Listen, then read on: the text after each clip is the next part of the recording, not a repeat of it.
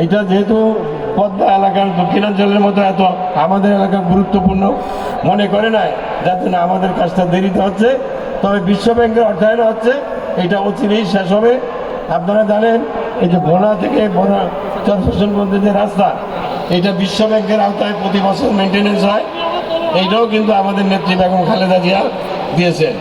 আমি আপনাদের পড়ানোর দিনে দৌলতখাতে যত কাজ করেছি, আমি মাননীয় প্রধানমন্ত্রীর অফিসে গিয়ে বলতাম, আমার জন্য এটা প্রধানমন্ত্রী কমিট করছে আমার এলাকার জন্য। সাথে সাথে চিঠি হয়ে যেত এবং এলজিডিতে যেত, অন্য দপ্তরে যেত, আমার এলাকার কাজগুলি দ্রুততম সময়ের মধ্যে হয়ে যেত। এইভাবে আমি আপনাদের জন্য মানে রীতিমতো ধান্দা ফিকির করে আপনাকে কাজগুলি সব করছি আমি। এবং ঘরে ঘরে আমি আমাদের গ্যাস দিয়ে গিয়ে ভোলালারা গ্যাস দিয়ে রান্না করে, আমরা কিন্তু গ্যাস পাই না। কাজে আমরা গ্যাসের যদিও সংযোগ বন্ধ আছে, আমরা অচিরেই নির্বাচনের পরে এই গ্যাস কোম্পানির সাথে কথা বলে আমরা আমাদের বড়ানোর দিনে উপজেলা লেভেলে ঘরে ঘরে যাতে গ্যাস পাওয়া যায়, আমরা সেটারও ব্যবস্থা করি। প্রিয় ভাইয়েরা, এই যে উন্নয়নগুলি করব, এইটার একটা পূর্ব শর্ত আছে। সেই শর্ত হলো কি, এলাকাতে শান্তি শৃঙ্খলা রক্ষা করতে হবে, এলাকাকে মাদক মুক্ত রাখতে হবে। আমাদের নির্বাচনের পরে আমাদের প্রধান স্লোগান হবে মাদক মুক্ত বাংলাদেশ উপজেলা, মাদক মুক্ত উপজেলা, মাদক মুক্ত বাংলাদেশ। তিনি যেই হন, যত বড় ক্ষমতারী অধিকারী হন, তাকে আইন আমলে নিয়ে তার বিচার করা হবে। প্রিয় ভাইরা,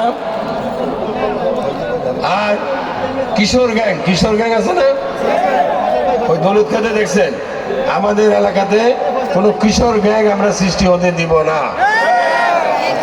আমাদের এলাকায় 2001 থেকে 2006 আপনারা শান্তিপূর্ণভাবে ঘরে ঘুমাইছেন। আমাকে আপনারা বলতেন, এমপি সাহেব আমরা দরজা খুলে ঘুমাই, আমাদের কোনো সমস্যা নাই। আমাদেরকে সেই দিন আবার ফিরে আনতে হবে। এই জন্য আপনাদের যারা সুধী মহল আছেন, আমার নেতৃবৃন্দ আছেন, কর্মী ভাইয়েরা, সার্বিকভাবে তোমরা প্রশাসনকে এবং আমাদের সহযোগিতা করবা, যাতে আমরা এলাকাকে সন্ত্রাসমুক্ত রাখতে পারি। প্রিয় ভাইয়েরা, সাংবাদিক ভাইয়েরা, আপনারা দীর্ঘ আওয়ামী লীগের 15 বছর সাংবাদিকতা করেছেন। কিভাবে করেছেন, কেমনে করেছেন আপনারা ভালো জানেন।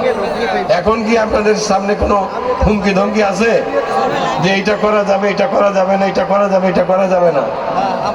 বিএনপি সবসময় মুক্ত মতামতে বিশ্বাস করে। আপনারা এই আজকেও আমাদের মতামতের, আমার কোনো বক্তব্য যদি আপনারা কষ্ট পান, সেটা আমার সম্বন্ধে লেখেন। কেন আমি জ্ঞানত, আমি কেউকে কষ্ট দেওয়ার জন্য কোনো কাজ করি না, কোনো কথা বলি না। কাজে আপনারা স্বাধীন মুক্তভাবে আপনারা কাজ করেন এবং আপনাদেরকে আমি ধন্যবাদ জানাই আজকে কষ্ট করে আমাদের নিউজ কভার করার জন্য। কালকেও আমাদের একটা প্রোগ্রাম আছে।